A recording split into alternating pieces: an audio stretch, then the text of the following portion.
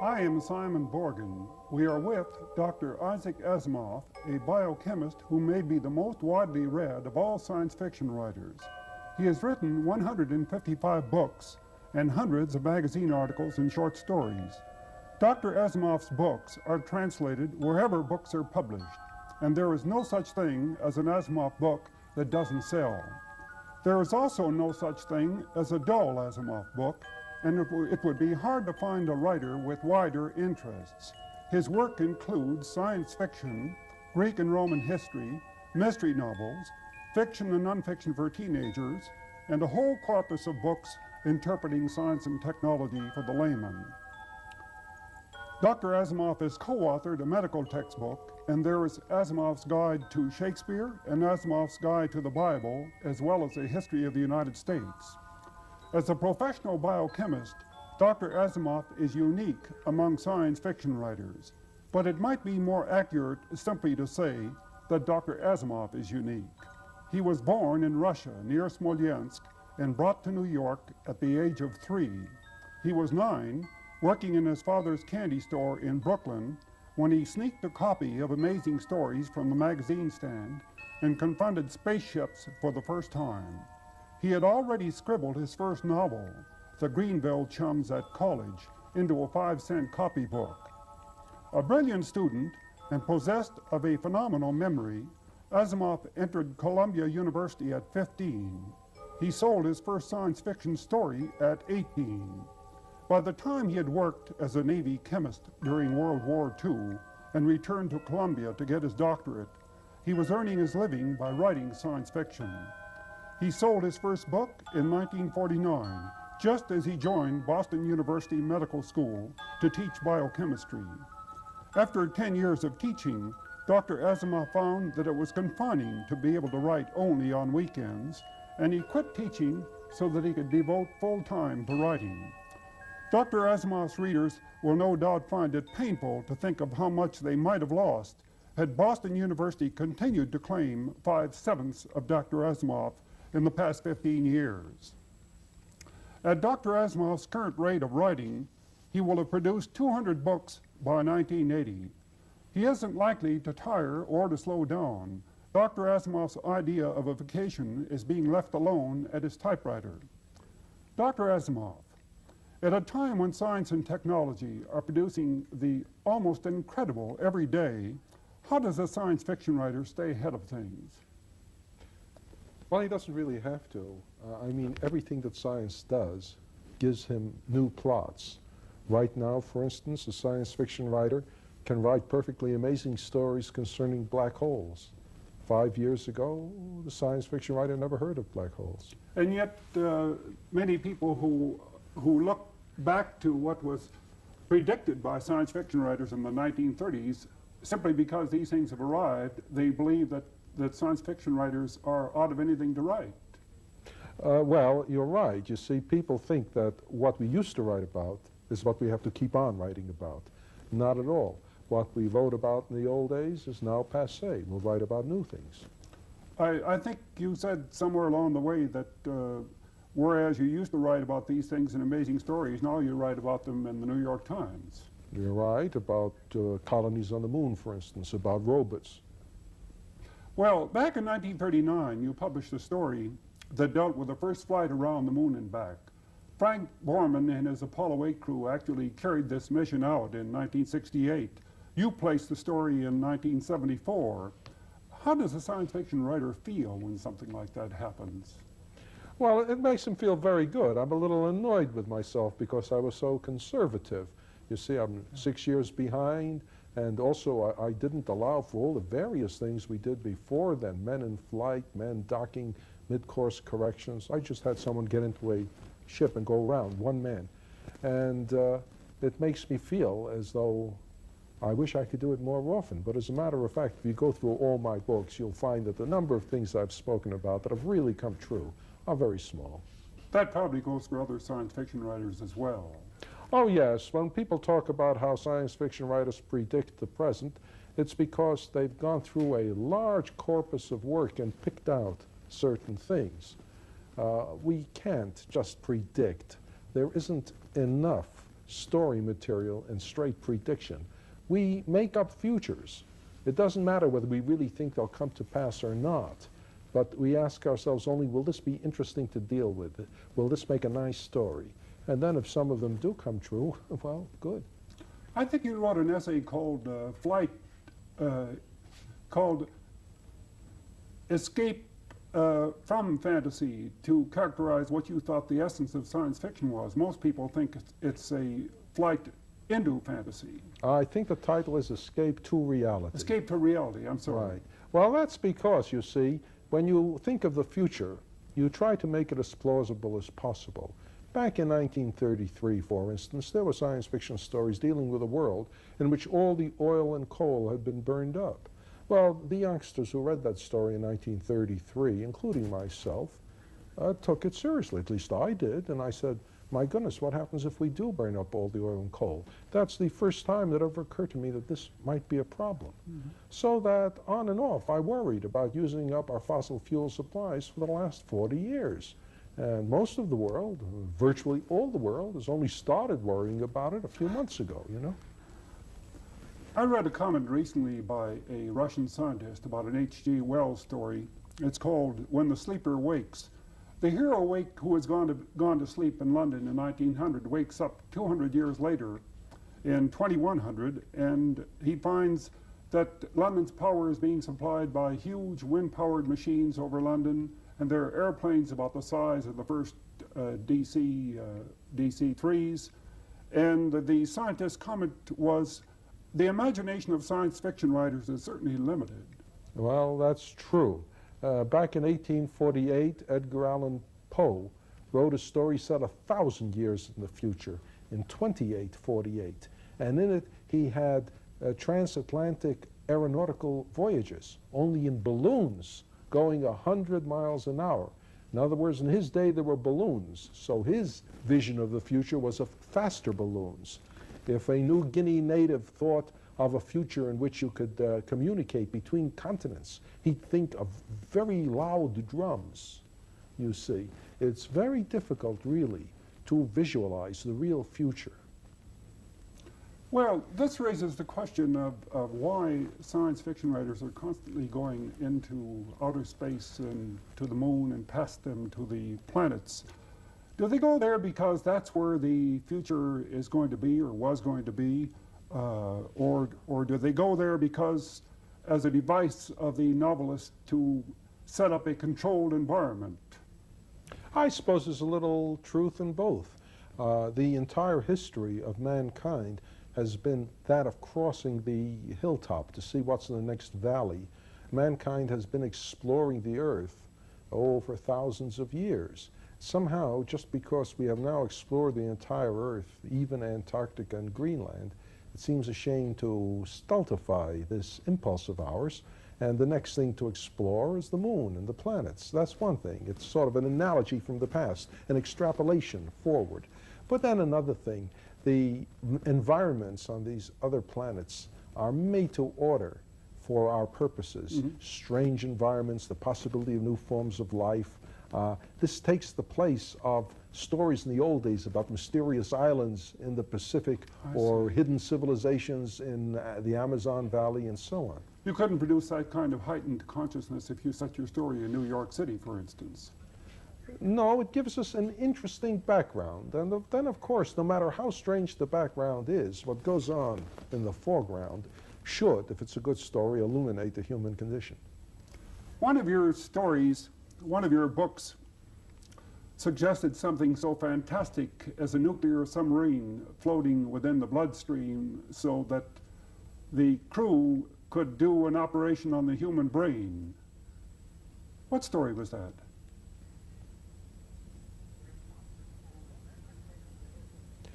That was Fantastic Voyage, and it was an unusual book of mine in the sense that I'm not responsible for it.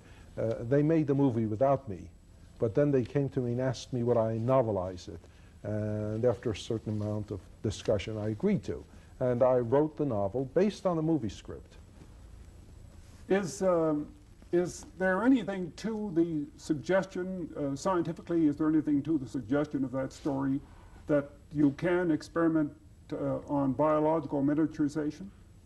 No, I don't think really that's possible scientifically. The movie people didn't worry about it. They simply reduced everything in size. But when I came to write the book, knowing a little something about atomic physics, I realized that if you allowed these miniature human beings to be built up of ordinary atoms, there just simply wouldn't be enough atoms in their tiny, tiny brain to make the brain complex enough to be a human brain. So that I also had to miniaturize the atoms as well. Now, there is no known way of doing this, and I had to use a kind of plausible gobbledygook in the book to account for it. But then you see, in science fiction, you're allowed to depart from scientific possibility, provided you know that you're departing from it and can explain it. The reader will go along with you into the realm of fantasy if you'll give him an excuse. But to do it without realizing you are going into fantasy is insulting to the intelligent reader. I expect they came to you, however, at least partly because of your familiarization with the human body. After all, you're a professional biochemist. Well, they wanted somebody who would make the entire project sound plausible, and I did my best. And they felt I was qualified to do that, and I hated to tell them anything else, so I said, yes, I am. Dr. Asimov, a writer who turns out 4,000 manuscript words a day, book upon magazine, article upon book, would seem to be in some kind of race. Well, I'm not. It seems so, but it isn't so. Actually, what it amounts to is that I'm not happy except when I'm writing. It's the only way, it's almost the only way I can think of to spend my time pleasantly. And so I'm naturally drawn to the typewriter at all times. The day is lost in which I don't type. Deadlines hold no terror for you? No, because I know that if I have an article to write, I can generally write it without trouble whenever I sit down. So if there's an article that must be written within, say, 2 weeks, as there happens to be one, I'm not concerned because sometime before the 2 weeks is up, I'll sit down, and whatever day I sit down on, by the end of that day, the article will be written. A colleague of yours once said that if he read all of your books, he wouldn't have time to write any himself. Well, it's reversed in my case. Considering how much I write, I'm having very little time in which to read anyone else's. I think it's a book a month for the last 4.5 years. It's been a book a month. I mean, it's not something I've set myself as a goal. I just worked it back, and I said, my goodness, it's a book a month. I think there's a general impression that the best science fiction writers are American and British. Is that your opinion? Well, it's hard for me to say. I read science fiction only in English, and my own surroundings, my own circle of friends are all the English-speaking science fiction writers. But I know, for instance, that right now Stanislaw Lem, a Polish science fiction writer, is considered one of the best in the world. And there are science fiction writers in the Soviet Union that are highly thought of. And I suspect that in time to come, more and more there'll be a diminution of the English-speaking domination of the field. More and more we will be aware of non-English science fiction. Dr. Asimov, would you have been in favor of sending a science fiction writer to the moon as an astronaut? Well, maybe, but not this science fiction writer. I'm not only too old, I'm too scared. Well, what might we have gotten that we haven't gotten, assuming that a science fiction writer qualified as an astronaut? I would say we might have gotten a more dramatic description of what had happened. The astronauts we do have tend to be extremely stable individuals who simply by the mere fact that they're not afraid to undergo this, to me, absolutely terrifying experience, means that they can look at everything with a kind of calm eye, in addition to which they are not chosen for their poetic flights of the imagination. There's no reason they should be, so that it is enough for them to describe something as, gee, it's beautiful. And if you had a science fiction writer there, he might have, instead of, gee, it's beautiful, written some 5,000 words of gorgeous description. Memorable prose. Yes.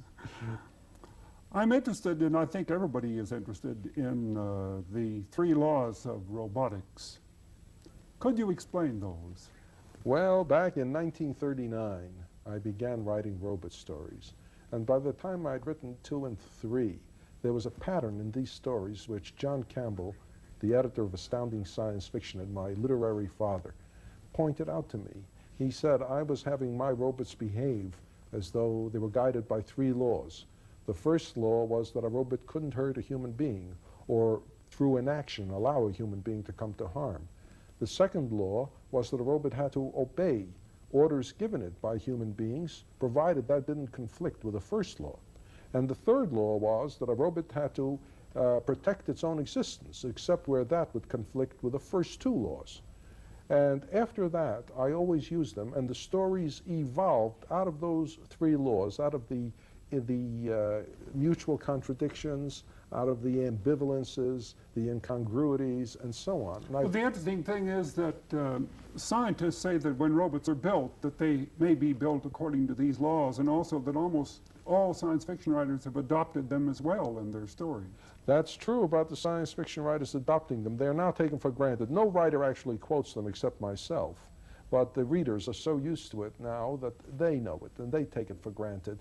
And somebody writing in an architectural journal pointed out that these laws hold for tools generally. Number 1, a tool must be safe to use. And 2, provided it is safe to use, it's got to do what you want it to do. And 3rd, provided it is safe to use and it does what you want to, it's got to last. But could your 3 laws of robotics be overloaded on the side of humanism? There are those who believe that the machines we create are going to be Frankensteins.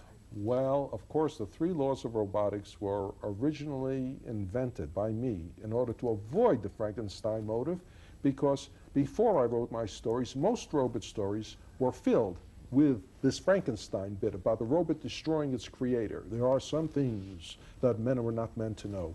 However, having worked with the 3 laws for 35 years practically, I was asked to write a robot story to end all robot stories, so I wrote one in which robots became so intelligent that by any reasonable definition, they defined themselves as human beings, you see.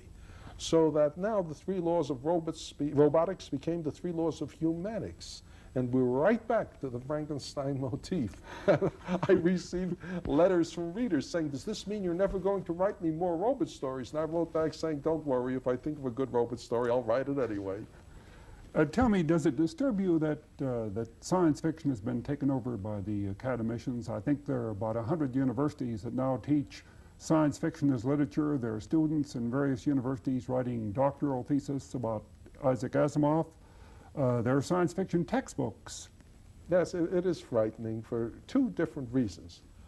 In the first place, as you say, people are now getting master's degrees and working for their doctorates, analyzing my stories. There is a course given in the University of Dayton, Ohio, entitled The Science Fiction of Isaac Asimov, 3 points, 3 college credits. In fact, the guy who gave that course is publishing a book on my science fiction, and it frightens me because I'm not sure that I can stand up under all this scrutiny. Well, the question is whether the body of science fiction can stand up as well, whether the delight will remain. One of the professors said, since I've been teaching it, I don't enjoy reading it as much. Well, you know, that's a very important factor. When I started writing it, I stopped enjoying it as much as I did before. And eventually, after I've been writing it for 20 years, I found I wasn't reading science fiction anymore. That's one of the reasons I don't write as much now as I used to. I feel the field has gotten away from me. And with academicians interested in, the field has become so, quote, literary, unquote, that it frightens me now. I feel I'm not competent to write science fiction because I don't know that much about literature. What is it that draws readers to science fiction? My own feeling is that science fiction is the relevant literary form for today. Of all the different types of fiction, science fiction is the only one which takes as its basic assumption that societies are going to change, and which sets its stories against a fundamentally different society. It's something with great differences in it, whether it's time travel, whether it's overcrowdedness, whether it's space travel, whatever. It's not the present society. And well, there was a phrase you used in I think what was your very first novel. You talked about the awful powers of darkness. Is the whole question of magic and fantasy and mystery and myth what brings people to it as well? Some people have that theory, but I don't. I see. Because there is real fantasy now. There are, for instance, the Lord of the Rings, that trilogy. There is Tolkien one. Watership Down right now is an excellent fantasy by a fellow called Adams. People who want that can still find it undiluted. No, I think science fiction refers to different societies which are connected to ours through scientific and technological change. There is always that feeling that we are heading right now rapidly into changing societies. People who are young people today know that when they're middle-aged, life will be nothing like what it is now. And science fiction gives them an opportunity to try on different societies. It's the only thing that's relevant. Anything which deals with the world of today is going to have no meaning to young people of today when, say, 30 years from now. A personal note, Dr. Asimov, it's been known to your friends for years that you were almost totally allergic to travel and that you don't like airplanes. In fact, you don't ride on airplanes. Yes, I'm afraid that's so. Everyone thinks it's very funny because in my stories I go to the ends of the galaxy and yet I won't get into an airplane. Well, there's the question of one of the most eloquent advocates of technology refusing or resisting one of the most common products of it. Well, there may be a connection. I mean, going to the ends of the galaxy, I feel it's sort of anticlimactic to fly to another city. Actually, I'm not very brave and I'm afraid of airplane crashes. And I don't like to travel anyway. It keeps me away from my typewriter. Dr. Asimov, most people, when they think about the future, try to reach out to the year 2000. Let's try 500 years from now. What kind of planet do you see? One of two, depending on what happens by the year 2000.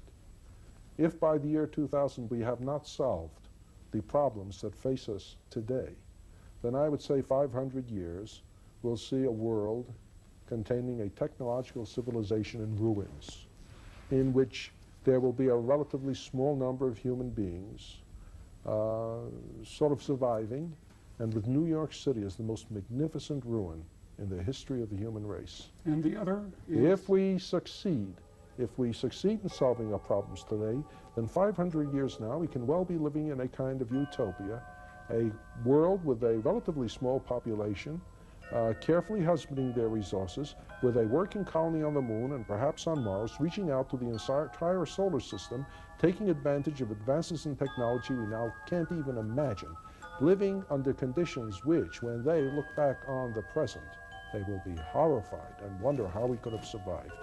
Thank you, Dr. Asimov. I am Simon Borgen. After 10 years of teaching, Dr. Asimov found that it was confining to be able to write only on weekends, and he quit teaching so that he could devote full time to writing. Dr. Asimov's readers will no doubt find it painful to think of how much they might have lost had Boston University continued to claim 5/7 of Dr. Asimov in the past 15 years. At Dr. Asimov's current rate of writing, he will have produced 200 books by 1980. A brilliant student and possessed of a phenomenal memory, Asimov entered Columbia University at 15. He sold his first science fiction story at 18.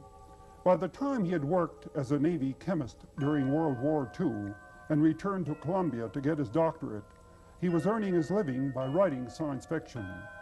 He sold his first book in 1949, just as he joined Boston University Medical School to teach biochemistry among science fiction writers. But it might be more accurate simply to say that Dr. Asimov is unique. He was born in Russia near Smolensk and brought to New York at the age of 3.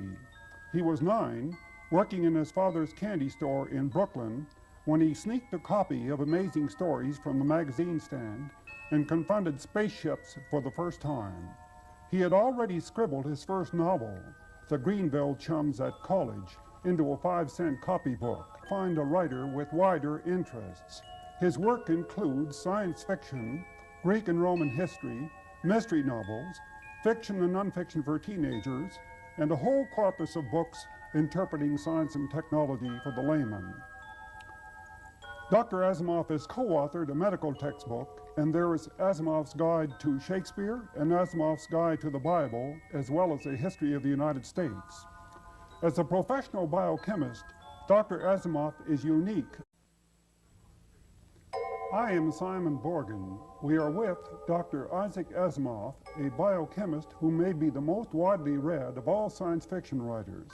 He has written 155 books and hundreds of magazine articles and short stories. Dr. Asimov's books are translated wherever books are published, and there is no such thing as an Asimov book that doesn't sell. There is also no such thing as a dull Asimov book, and it would be hard to